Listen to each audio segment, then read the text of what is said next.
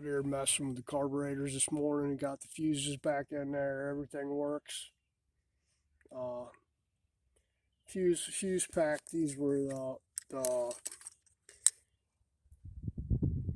GBC fuses. Picked them up from Napa this morning. It's like $2 for the pack here. They're the ceramic ones. I know what I did when I put it in. I'm not used to them German bulbs, the spring clip and the element there. I think I let it spring down and it was making contact with the power. As soon as I corrected that, it's fine. Anyway, I'm dicking around with the carburetors. If you look down in here, we got all kinds of crap down in the bottom. Looks like rust, pretty much, down in the bottom of the bowl. That's why that float needle's sticking there. That crap gets on the float needle and it just holds it open. So I'll be flushing that crap out of there. Checking the filters on this thing. Yeah, if the rust is this fine, you're not really going to get it out of the tank.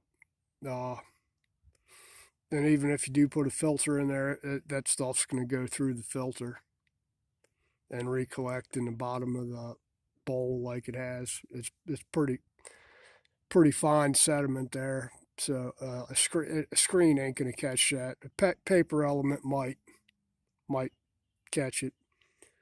So tank looks good inside, really. I haven't bore scoped it, but just pulling the cap off and looking down in there, it doesn't look horrible, but obviously it's got something going on there. So I'll probably be sticking a couple of paper element filters in there because the screen, from experience, the screen ain't going to catch this small stuff that goes right past it. Paper filter probably will. I don't have any to go on here, so I'll probably pick some up and put some in once I get it all back together. But that's our float problem right there, sticking. And the gaskets are pretty screwed like I thought. Let me tell you a story. I'm not real happy with these carburetors, these Bing carburetors with the clip that holds them on. I'll tell you why. I was riding down the road one day, not on this bike, on another one, and I was wearing a pair of hiking boots. And, you know, the clips that stick up on the hiking boots, I went to shift or move my foot or something, and it caught that left clip and it popped it right off. Float ball went somewhere laying on down the road. I was lucky enough I could get back and pick it up and stick it on there, still leaking. Gasket was, of course, that thing was gone. So luckily I was only about 3 or 4 miles from the shop, so I rode back leaking gas everywhere. And I got back to the shop, and luckily the float ball wasn't really damaged at all. Had some scuff marks on it from hitting the road, but other than that, it was good. So just be careful with your shoes on them things, because it doesn't take much to pop that clip out of there. At least it didn't on that one I was riding. So let's clean this out. And then the air fuel screws, I just checked them. This left one was set at like 1 turn out, which would kind of explain this thing running really cold for a really long time. Take forever to warm up. But I'll do an idle drop after I get them back together and balance the cars and resync them and all that crap. But I'm going to start off at the factory recommended 1.5 turns, which is what I set it out to. And it's right up under the carburetor here.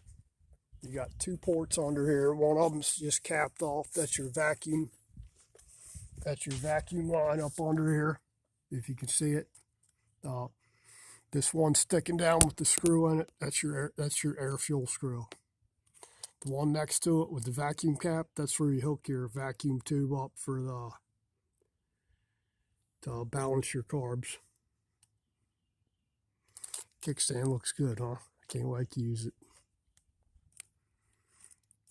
Anyway. Oh yeah, that's some really fine stuff down in there. You can feel it with your finger. It's a little gritty, but it's pretty fine.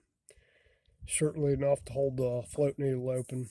Let me blow this thing out with some carb cleaner and compressed air. That's a lot better right there. Still got some stains in it, but got all the rust out of it. That back section's just discolored from where stuff been sitting in there. Probably water been sitting in there. On the back side there, you can see it right in there. That's no grit in there. A lot of times what you do is you can pop the float needle out if you got one that's been sitting for a while. And the float needle's clean, but it's got like a film on the seat. You could take a Q-tip and cut it in two and stick it in a drill bit and use a little polish, like a really fine polish, and just run the drill down, just run the Q-tip down in the seat to clean it off. And then clean it off really good with a carb cleaner or whatever you're using. And then put it back together, and of course check your flow tight. But we should be good. I'm going to throw these gaskets back on here and then do the other side. It was a kit that came with the O-rings and backfire valve gaskets and float gaskets and two new diaphragms. Diaphragms aren't, I haven't taken them apart yet, but both of them are working. I had a couple of BMWs over the years that came as customers' bikes that slides weren't going up and down on, and I mean boots were just cracked, torn to crap. I'm going to check these out before I actually go too far on this thing, just to look at them and see, because that alcohol does wonders to stuff, that ethanol they're putting in gas. So it'll definitely eat the damn diaphragms out of there, swell them up, and they'll eventually crack or be really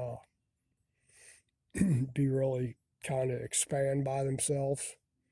So you can tell when you pull the cap off if it just kind of bubbles out. Like, then it looks really, you can feel it really, and it feels kind of flimsy. Or you can tell when it's really distorted that they're getting ready to tear. And they're kind of, the slides are rebuildable.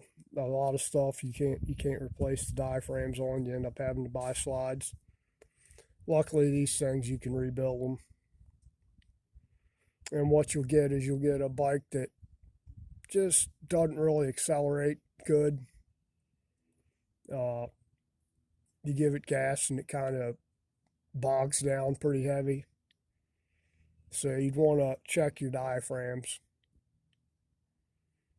on the tops of your carbs up on the top there. You just pull the cap off and look at it and see if it's got any tears, and just feel it with your fingers.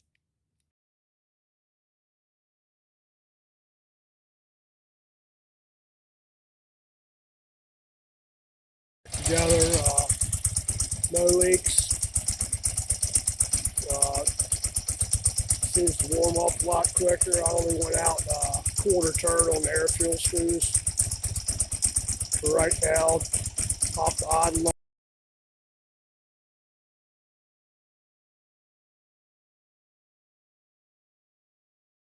up slightly, and sure sounds like it's balanced better. It ain't blowing no damn smoke out like it was the other day. Got to clean. I'll tell you what, the right carb was worse than the left one, really. No rhyme or reason for it. It just had more crap in it. Those guys put on a different gas cap on this thing. I guess they lost the key to it or something. Who knows? But it's got a lacking gas cap on there now.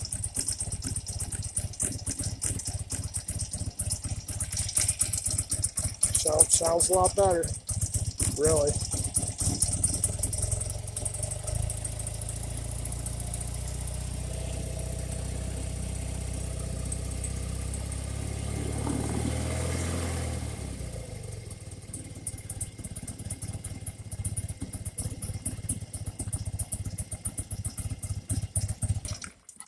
Let's tie that kickstand up with some safety wire or something,